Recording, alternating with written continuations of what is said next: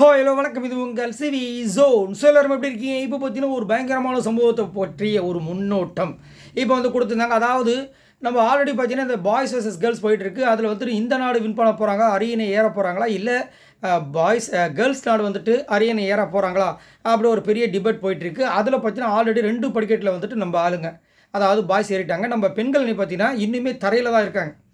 So இப்போ அதுக்கு உண்டான அடுத்த படிக்கு முன்னேறதுக்கு உண்டான ஒரு டாஸ்க் வருது. அதாவது அவர் வந்து வெயிட் சொல்லுவார். பிக் பாஸ் வந்து ஒரு வெயிட் சொல்லுவார். அங்கே வந்து தர்பீஸ் பழம், அதுக்கப்புறம் ஆரஞ்சு, வைக்கோல், இந்த மாதிரி நிறைய விஷயங்கள்லாம் இருக்குது.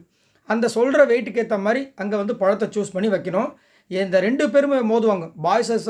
பாய்ஸ்லேயும் மோதுவாங்க, கேர்ள்ஸ்லையும் மோதுவாங்க. அதில் வைக்கிற அந்த வெயிட் வந்து அந்த சொன்ன வெயிட்டுக்கு ஈக்குவலாக கொஞ்சம் கிட்ட யாரது இருக்கோ அவங்களுக்கு தான் மதிப்பெண் அப்படின்ற மாதிரி இருக்குது. எல்லாருமே பண்ணுறாங்க. இதில் ரஞ்சித் சார் வந்து கலந்துருக்காரு. இந்த மாதிரி இதிலலாம் நல்லா கலந்துப்பாப்புல. அதுக்கப்புறம் வந்து கலந்துக்கிட்டு கடைசியில் வந்து அப்படி இப்படி போகுது. பயங்கர டஃப்பாக தான் இருக்கும். ஏன்னா கொஞ்சம் கணிப்பு, அதை கையில் வச்சு அந்த எடையை பார்க்குறதுல உண்மையிலே டஃப்பான விஷயம் தான். அதை கணிச்சு முடிச்சிடுறாங்க. கடைசியாக வந்துட்டு ரிசல்ட்டுக்காக எல்லோரும் வெயிட் பண்ணிகிட்ருக்காங்க அந்த ஹாலில் உட்காந்துட்டு. அப்போ வந்து பிக் பாஸ் அனௌன்ஸ் பண்ணுறாரு, இந்த முறை 3வது படியை வின் பண்ண பாய்ஸ் டீம் அப்படின்றாரு. பயங்கர என்ஜாய் பண்ணுறாங்க. இந்த பக்கம் ஒரு ஷாக்கில் அப்படியே இருக்காங்க. அது மட்டும் இல்லாமல் இன்னும் ஒரு 2 படிக்கட்டு தான் இருக்குதுன்னு நினைக்கிறேன். அந்த 2 படிக்கட்டையும் நம்ம பாய்ஸ் டீம் வின் பண்ணிட்டாங்க அப்படின்னா கண்டிப்பாக அந்த அரியணை வந்துட்டு, அதாவது இந்த வீக்லி டாஸ்க்கை முடிச்சிடுவாங்க. எனக்கு தெரிஞ்சு இன்றைக்கி முடிஞ்சிடும். மேக்ஸிமம் இன்றைக்கி முடிஞ்சிடும். அது நாளைக்கு நம்மளுக்கு மதியானத்தில் வந்து கொடுப்பாங்கன்னு நினைக்கிறேன். ஏன்னா அந்த டாஸ்க் சீக்கிரம் முடிச்சாதான் அதுக்கப்புறம் பெஸ்ட்டு ஒஸ்ட்டு நிறைய விஷயங்கள் இருக்குது.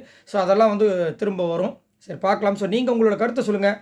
இந்த அரியணை அந்த வீக்லி டாஸ்கில் வந்துட்டு ஒரு வழியாக வந்துட்டு பாய்ஸ் டீம் தான் வின் பண்ணுற மாதிரி சூழ்நிலை இருக்குது.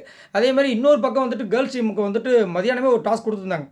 அதாவது டைமிங் கணிக்கிற விஷயங்கள்னு அதில் நிறைய ஃபோர்ஜரிலாம் வந்து சீட்டிங்கில் எக்கச்சக்கமாக பண்ணாங்க. இதை பிக் பாஸ் பார்த்து ஏன் கண்டுக்காமல் இருக்காரு அப்படின்ற விஷயங்களும் தெரியல. சரி, நீங்கள் உங்களோட கருத்தை சொல்லுங்கள்.